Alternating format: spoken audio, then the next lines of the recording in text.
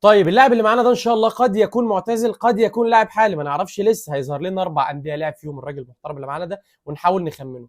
فمبدئيا كده اول نادي معانا لعب فيه ميلان، فمش عارف اخمن حد ولا اروح على سكيب. حاسس ان انا ممكن اخد سكيب واشوف النادي التاني بيقول ايه. باريس سان جيرمان. كده في دماغي حد، كده في دماغي 2 كمان.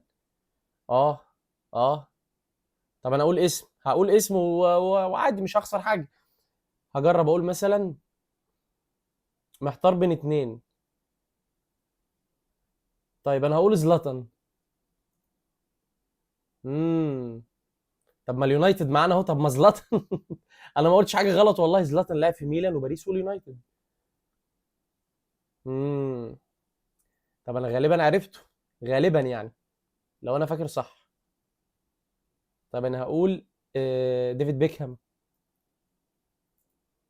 ديفيد بيكهام بالفعل، الله اكبر، ايه اللعبه السهله دي. طب ما في العاب حلوه يا جماعه وسهله وبتخلص على طول، ايه الكلام الجميل ده. عايزك بقى تقول لي في الكومنتات جبته من انهي نادي بالظبط.